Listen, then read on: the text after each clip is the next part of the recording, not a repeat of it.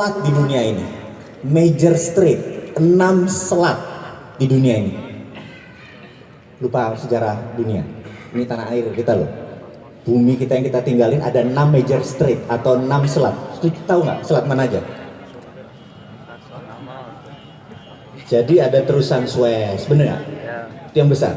Dari 6 selat, ada 4 selat yang major strait ada di Indonesia. Anda tahu? Selat Malaka itu dilewatin 100.000 mother vessel setiap tahun. Selat Sunda, jadi kalau tentara Amerika itu mengawal wilayah yang namanya Seven Fleet, kalau lihat peta ya, peta sekali lagi, dari San Diego markas dia ke Honolulu, ke Vanuatu, tahu Vanuatu?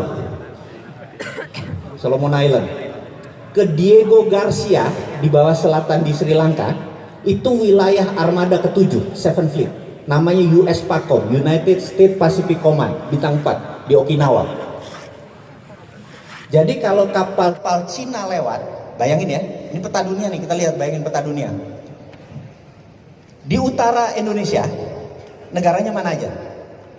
Ada Jepang, ada Korea, ada Cina, ada Filipina, ada Taiwan, ada Hong Kong, bener nggak?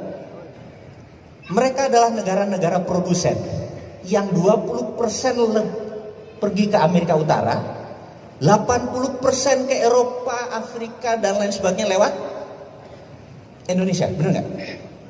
Betul ya? Ada 100.000 vessel lewat di Indonesia. Kemudian kalau dari Australia mau ngirim nikel, mau ngirim batu bara, dia lewat Selat Lombok ke Selat Makassar baru ke utara. Bener nggak? Amerika nggak mau Selat Malaka. Amerika muternya lewat Selat Sunda baru lewat selatan Indonesia. Jadi waktu mau dibangun jembatan Selat Sunda, dibangun oleh Cina, Amerika bilang nggak bisa. Kapal gua lewat lo foto-fotoin, bener nggak? Paham? Ngerti sekarang? Ngelola negara nggak sederhana ya. Jadi itulah yang terjadi. Jadi nggak boleh kalau Amerika yang bangun, boleh. Paham ya? Ini mengenai selat. Kalau presidennya pinter, sekali lagi nih, kalau jadi nggak enak ngomongnya. Kita ini setiap tahun AP, anggaran pendapatan dan belanja negaranya kan minus. Pendapatannya segini, belanjanya gede, jadi minus, betul nggak? Ngisi minusnya pakai apa? Betul nggak? Karena itu rupiah dari sejak dulu kala nggak pernah menguat, terus saja. Bahkan Jokowi waktu jadi presiden 12.400, sekarang jadi 14.500. Bentar lagi nggak pernah menguat karena kita terus ada gap antara pendapatan dan belanja, betul ya? Setuju ya? Padahal Sriwijaya dulu, tanah air nih, Sriwijaya dulu, untuk menjadi negara besar, apa yang dilakukan? Dia majekin Selat Malaka. Jadi kapal yang lewat bayar, bener nggak? Apa yang terjadi kalau kita putuskan negara kepulauan Indonesia kita tutup? Nggak boleh ada yang lewat, boleh nggak? Singapura aja punya pulau, nggak punya laut loh dia kalau masuk ke Singapura lewat Natuna, bener nggak? Jadi kalau kita tutup apa jadinya? Australia mau ngirim barang, muter Papua Nugini, betul ya? Cina mau ngirim barang ke Eropa, muter Papua Nugini lewat selatan, bener nggak? Minyak Selat Hormuz dari Qatar, Dubai mau dikirim ke Jepang, ke Cina, mereka kan nggak punya minyak. Lewat Selat Malaka, nggak boleh, muter lagi. Apa yang terjadi? 7 hari lebih lama dan biayanya naik 10%. Terus kalau mau lewat Indonesia, bayar $1 per 1 metrik ton, bener nggak?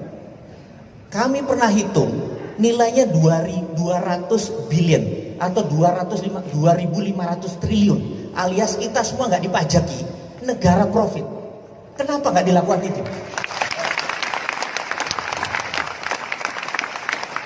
Jadi Nanti ini kita ber-2000 kita tanya ke negara, kenapa Anda nggak pajakin, bener nggak? Wah. Jadi, nih kalau kita cinta tanah air, bentar lagi Anda jadi merah putih, tau-tau bikin partai lagi di Maiyah bentar. Terus sebenarnya kalau kita menjadi bangsa kuat itu sesederhana tadi, betul nggak? Jadi itu cerita satu tentang tanah air. Yang kedua, bumi ini berputar pada porosnya sudah berapa lama? Ada yang tahu? 2 tahun? Udah berapa? Ada yang tahu? Oke. Kalau ada bola, kita tiup bola apa ya? Balon, apa bola gitu, bola plastik kita tiup. Bedanya adalah 100 negara belum hadir. Cina udah berdiri belum? India udah berdiri belum? Indonesia udah berdiri belum? Apa yang terjadi peta tahun 1900? Bentuknya kayak apa? Mulai bingung kan? Lupa pelajaran sejarah. Intinya adalah dulu tahun 1900 peta dunia itu berdasarkan wilayah koloni. Ini wilayah Belgia, ini wilayah Spanyol, ini wilayah Inggris gitu ya. Berdasarkan wilayah kolonialisasi. Inggris merasa di semua daerah mereka ambil perang sama Belgia, perang sama Portugis di daerah jajahannya ini yang membuat Eropa kaya. Efeknya Inggris suatu hari bilang 1900 kayaknya kita perlu junior ally atau negara aliansi ally. Dan dia bilang kayaknya Amerika bisa jadi alainya Inggris, bener nggak? Ini sejarahnya. 1904 datanglah delegasi Inggris ke Amerika untuk mengajak Amerika ke Eropa untuk melihat. Itulah kesalahan Inggris pertama. Karena apa yang terjadi? Begitu Amerika pulang ke negaranya, Amerika bilang, ternyata teknologi Eropa itu 50 tahun lebih rendah atau lebih lama dari Amerika. Perang dunia pertama tuh masih locok. Amerika sudah revolver, tembakannya udah begitu. Film koboi sudah revolver kan? Mereka masih satuan. Jadi teknologi senjata Amerika udah lebih unggul. Dan sumber minyak sudah dikuasai oleh Amerika sejak lama. 1906 Amerika sudah punya pesawat terbang, Eropa masih bingung. Ngerti?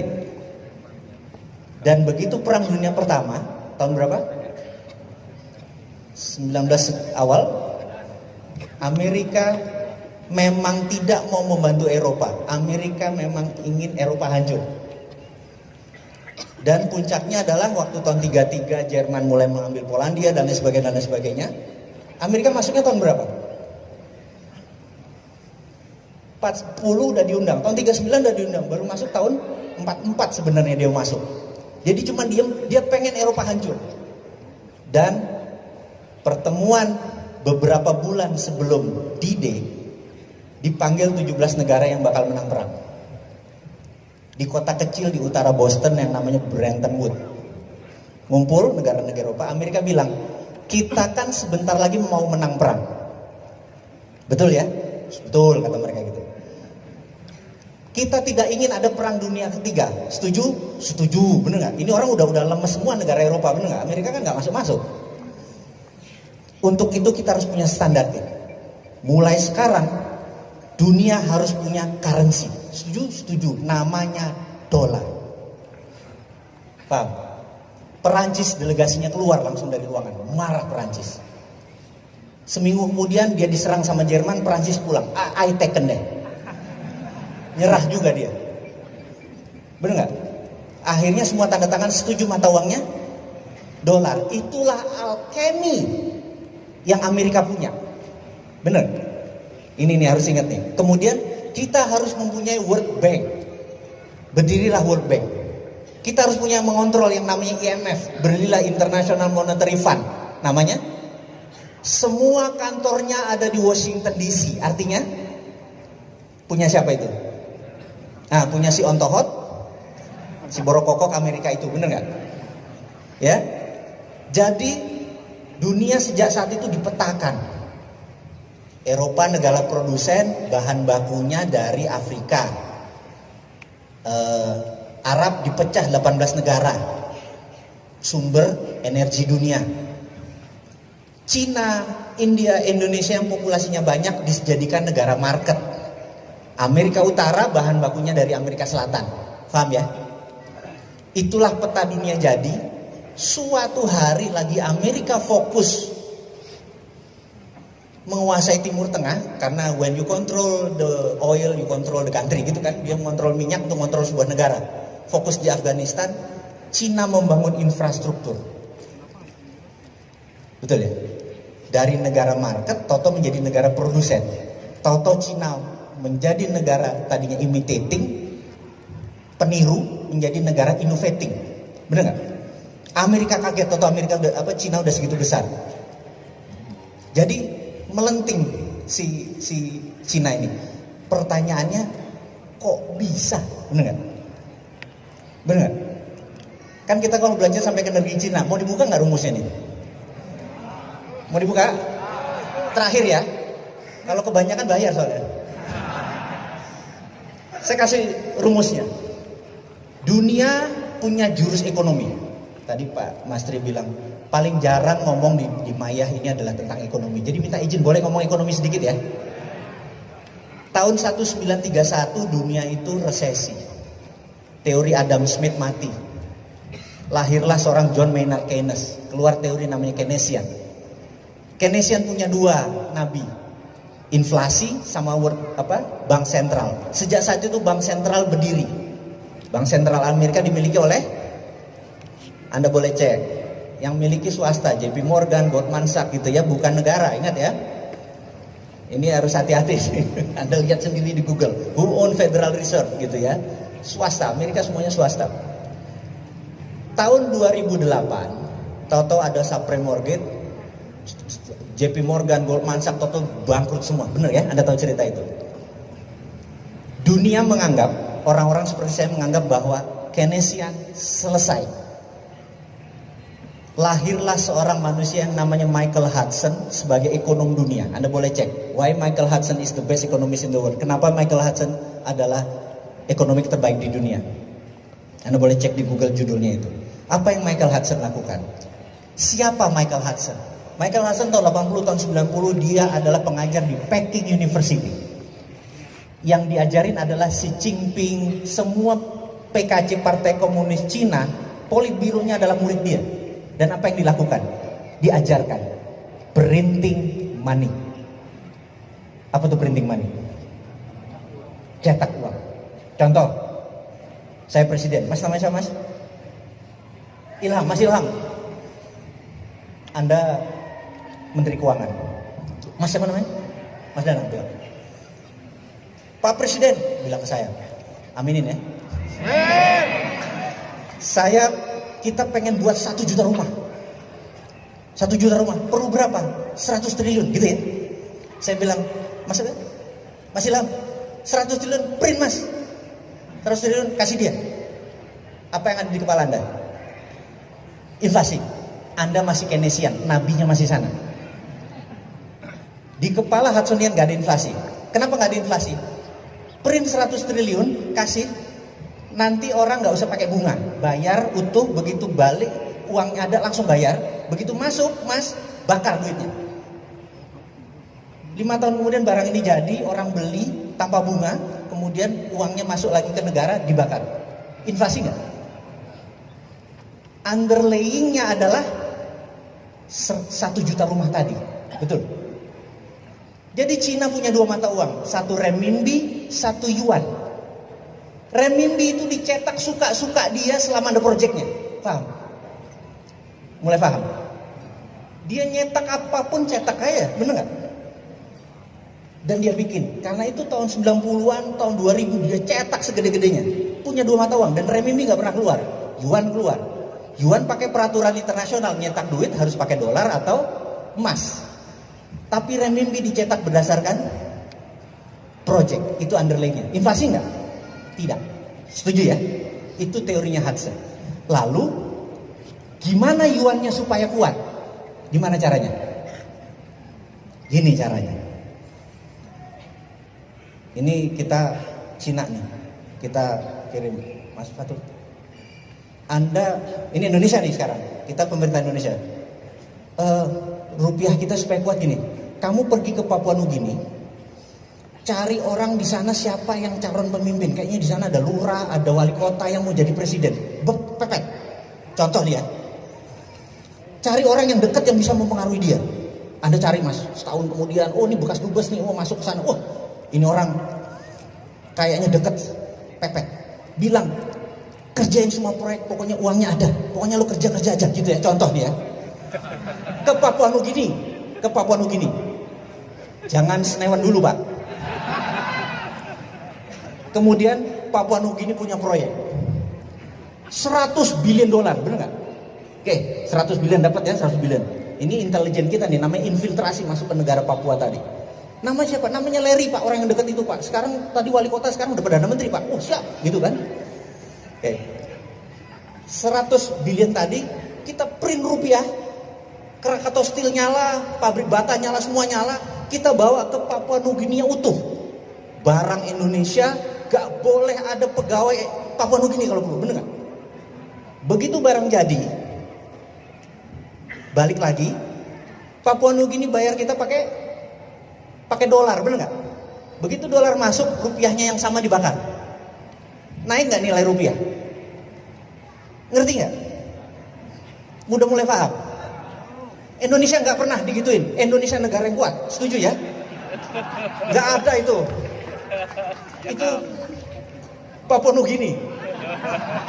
Yang goblok itu Papua Nugini, bener nggak? Setuju ya? Anda udah mulai mikir nih kayaknya. Ini revolusi gitu. Udah mulai kebayang, begitu kita tidak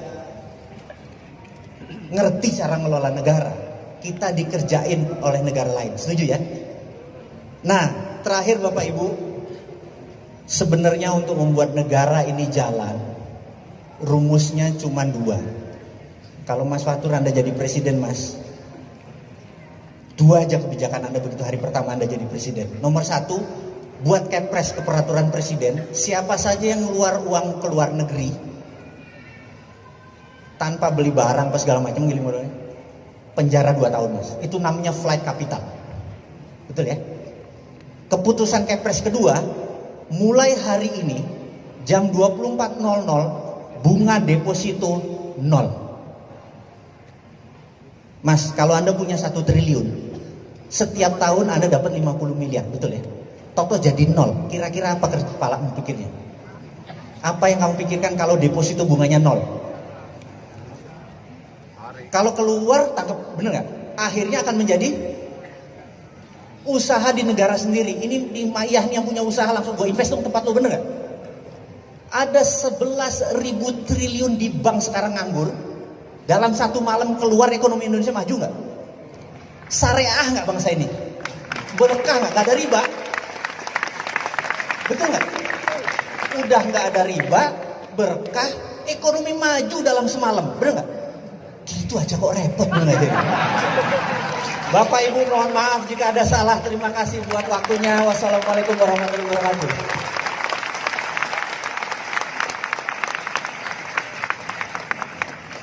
Oke, terima kasih Pak.